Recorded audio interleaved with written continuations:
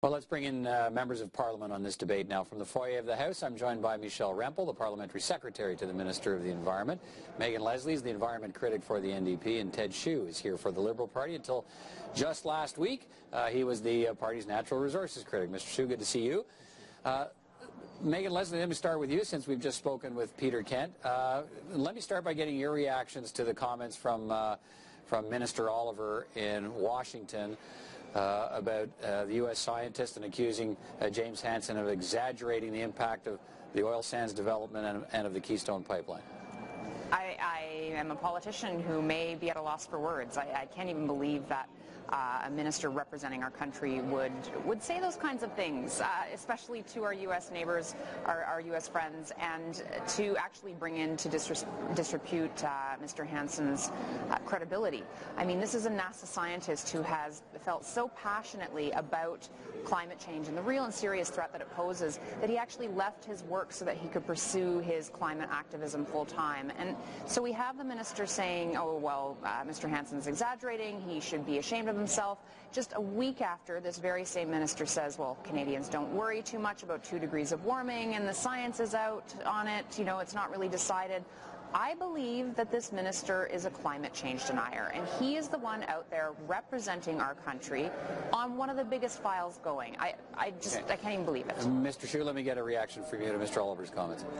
I guess my reaction is, you know, he's saying in the House of Commons, the Conservatives are saying we're going to be science-based, we're going to follow the scientists, what the scientists say, and then he goes to the United States and he collides with the scientist who I would say is the guy who introduced the issue of climate change to the United States government. He's a central figure in that.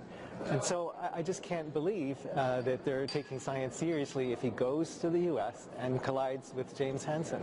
Does this, Michelle Rempel, does this help or hurt Canada's efforts to try and convince Americans that oil sands bitumen and a Keystone Pipeline is good for America? Well, I guess 2 points on that. First of all, you know, I've spent 2 years now working with the environment portfolio, and I've seen firsthand the amount of effort that our government has put into undertaking our sector-by-sector regulatory approach to reducing greenhouse gas emissions. So, you know, to say that we're not recognizing the importance of climate change is just false, because our government has put an enormous amount of effort to working with industry, working with the affected groups to make sure, number one, that we have a reduction in greenhouse gas emissions, and number two, that the Canadian consumer isn't affected by that. On the other side, you know, our government has been very supportive of the fact that we need to have energy infrastructure which enables Canadians to move beyond being price takers for our energy products and rather being subject to world prices for our energy exports. But we've also been very clear in saying that we need to ensure that those projects are environmentally sustainable and sound, which is the whole goal of our responsible resource development program. Megan Leslie, one of the things that Peter Kent just told us is this conversation around the timing of the regulations on emissions for the oil and gas sector. Still waiting. He said it would be a matter of months now as opposed to a matter of weeks. But some people wonder if Canada's got such good news to tell on oil and gas emissions regulations, why not roll at least that part of the next series of regulations out while the decision on Keystone hangs in the balance to convince an American audience that Canada is serious about climate change? Because they don't have them. I mean, it's gone from a couple of weeks to a couple of months, but let's not forget we were also promised these regulations for 2009.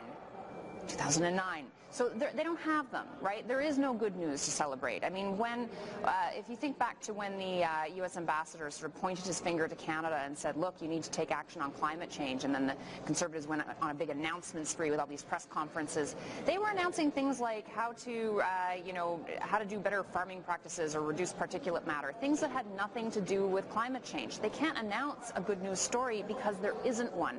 The best news story that we have is meeting 50% of our our targets that are woefully inadequate. There's no story for them to tell. Okay, Mr. Hsu, what about this idea of timing and when we should get these regulations? Well, I do think that this is a heavy-handed way of dealing with the regulation of greenhouse gas emissions.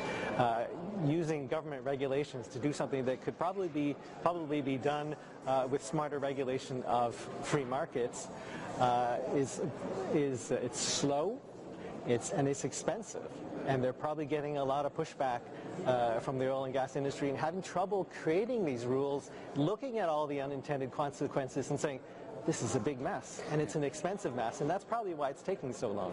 Michelle Rempel, should there, and Mr. Kent said, look, Canada's going to take whatever time it needs to get these regulations right, and it's not linked specifically to the decision on the Keystone Pipeline.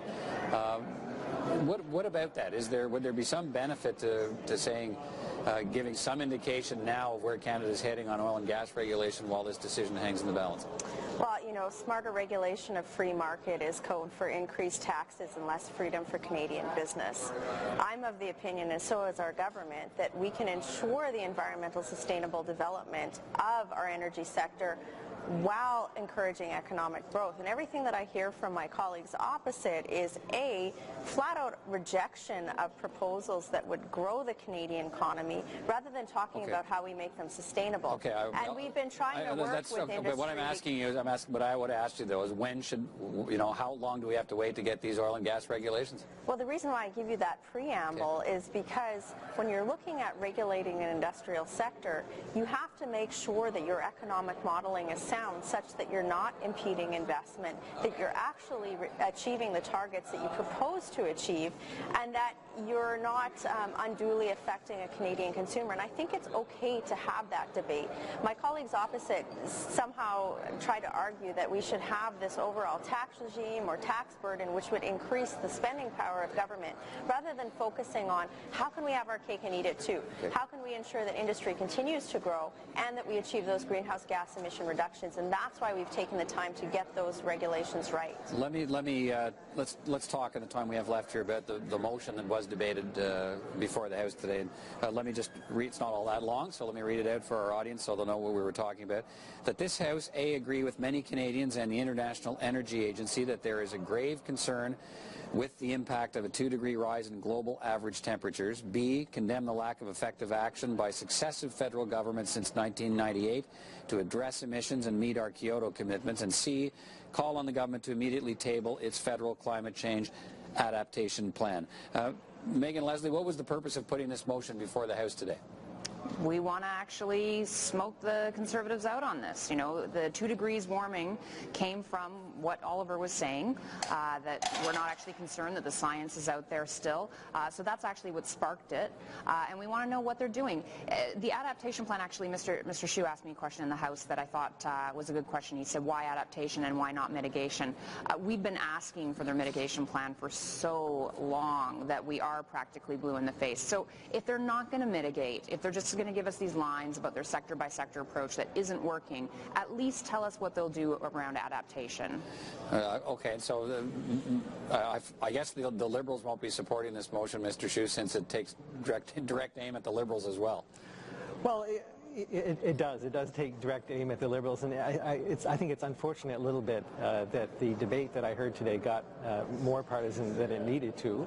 So I'll say it again because you already heard it once. I don't think it was helpful to say that the NDP was the only party that could combat climate change. But I think that the NDP has succeeded in smoking out the Conservatives, because I just heard a Conservative member stand up and say, oh, it's a complicated question, the scientists are not sure. Just heard a Conservative member stand up and say it in the House, which proves that the Conservatives don't take climate change seriously. And so congratulations for smoking out the Conservatives. All right, Michelle Rempel, have the Conservatives been smoked out on this?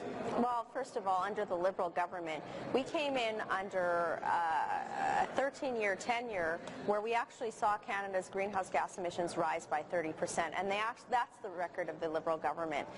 You know, for what my colleagues are saying, neither of them are admitting that it's been under the Conservative government that we've first seen a reduction in greenhouse gas emissions while our economy continued to grow. That's a fact. They won't admit that because they're so fundamentally opposed to growing various sectors of the economy, and their rhetoric has shown this over and over again, that they will not admit that the approach that we've taken, which is to work with sectors that may have major emissions in Canada's economy, to actually reduce them while seeking to save Canadians money rather than increase their tax burden, is something that they just don't fundamentally accept. Okay. So you know, I think that's where the disconnect is. On this particular motion, I mean, none of them talked about the fact that over and over again their debate has been about shutting down Canada's energy sector rather than looking at how we can make things more sustainable. Okay. And that's the key contrast. All right.